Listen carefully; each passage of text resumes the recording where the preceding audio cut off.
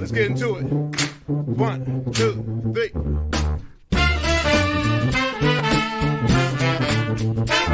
Let's get some more. Have your hands. Some more. Just get some more. Well, hello, and welcome to your favorite public access whiskey review show, My Whiskey Den, where craft whiskey is king. Thank you, everyone, for showing up and to this review. We're all real excited about it. Before we go any further, Mike, do you have anything to say? Don't forget to like, comment, subscribe, hit that bell notification. Most every Monday night is a live stream. Sometimes it is part of the An Evening With series, and sometimes it's just fun. And that's why we're here. We're here just to have some fun today with some Pinhook Kentucky straight rye whiskey. And this is the Rye'd on version, if I am not correct, Ben. That is correct. It is. Right, you are, Patty B. And what else do you know about it? Because I feel like you got the bottle and I don't. So I'm going to defer at this moment. All right.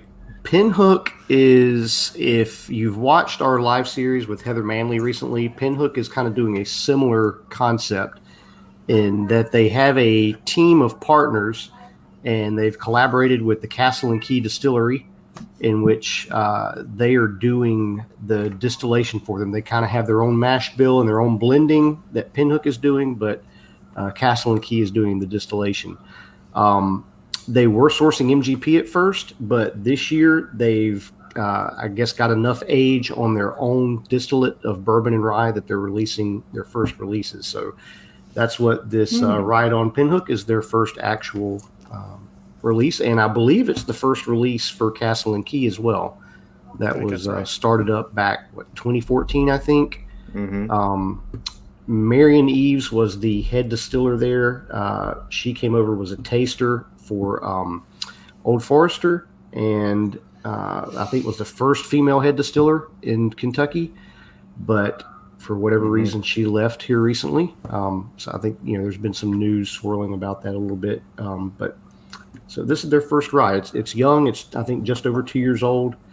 The mash bill on this one is 60% rye, 20% corn, and 20% malted barley. And we're looking at a 97 proof on this one. Oh, geez, yeah. 48.5 in rye. So almost to 50%. That's pretty sweet. Yeah. I'm excited about that. But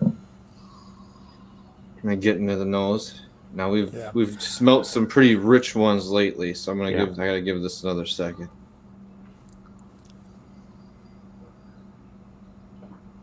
It's got a lot of notes that I get in rye and especially younger ryes, but they're all muted, but they seem to be better balanced than a lot of younger ones. I still get the hay, but it's not the offensive wet grass hay. Just there's a light hay to it, but I get one of the weirdest. I mean, I get mint too, but one of the weirdest things is I get peaches.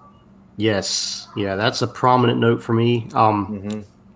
For me right off the bat, when I smell this, I think Kentucky, and I can get the hint of almost like a Kentucky bourbon. There's that vanilla and caramel, but then you get that hit of peaches, of just fresh peaches. Yeah, kind of. And there's a slight hint of fennel.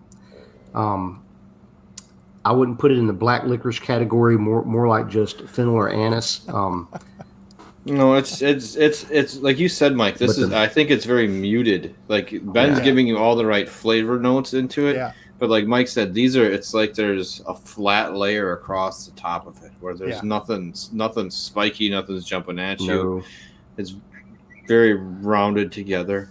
Yeah, you can really get your nose in there too. Yeah, nowhere near. I would have guessed 40. Yeah, to be this young, it is very rounded and soft on the nose. Yes. Mm-hmm. Yeah. I would wonder, and we can look into that. If I was gonna say how big the char is on the barrels, like are they going light or are they going heavy on it? Because I would say light. I'd say nothing more than a 2. By the way, this thing comes off smelling. Or maybe if they're toasting them before they char it. That's true. It's very true. All right, let's give them some taste here.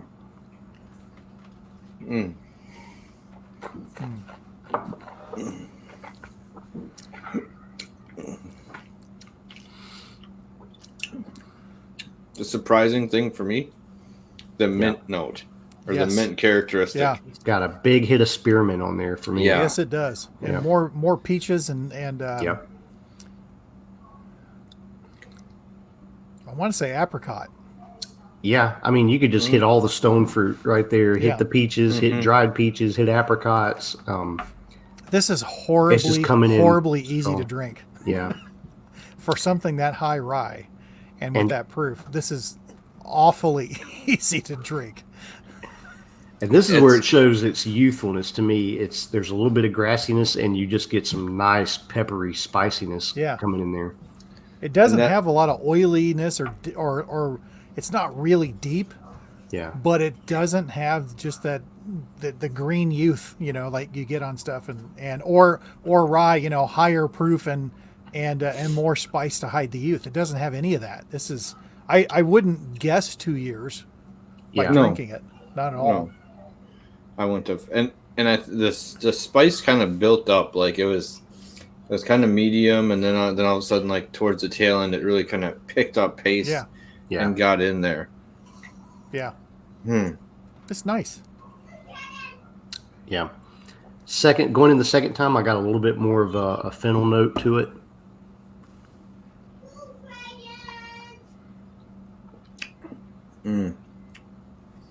I'm getting a little bit more of the black licorice, but it is muted in there. But yeah, everything is very. I wouldn't even think there's a big barrel note until like halfway through the finish. Yeah, That's what I find another weird thing, where it's like it's all grain forward, and then like once you get to the finish, all of a sudden like the barrel note starts to creep in there.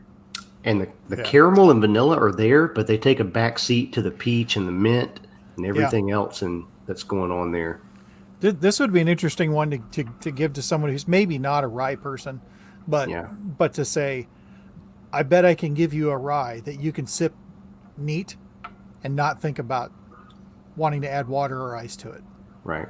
Because this is very much, and it's not like Old Forester rye, very, very easy, nice and light to drink. Dickel rye, same thing, but it's better than those because it has more. It's more fun than those are, but still very light, and it's just I'm very surprised. At the same time, I think there's enough there that really hardcore rye drinkers are going to find stuff to like about it.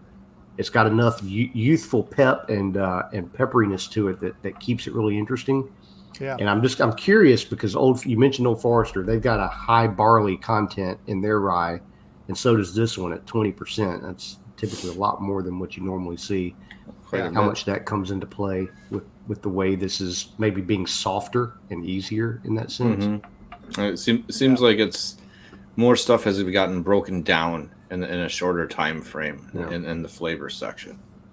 But no, I dig this one, and it's not. It's a little pepper and heat just when you need it. Yeah, Water brings out the anise. Yeah, well, you can try that. I'm not going down that path. You do that. You do the experiment yourself.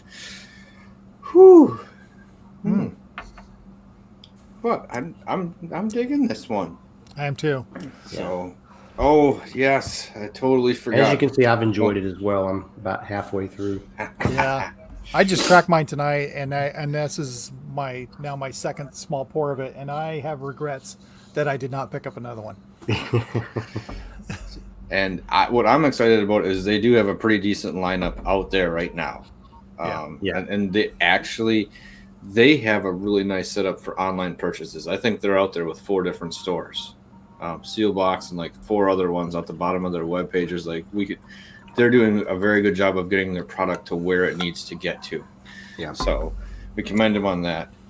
But before we go, I mean, I got to apologize to our good friend Nancy Fraley, who was sitting in the green room again, and we're running out of time because we're about to go live for a show, and we can't fit you on again. So let me just, it happens. our apologies. We'll try to work. We'll try to get you in next time, and someday we'll make it work. We'll make it work out sometime.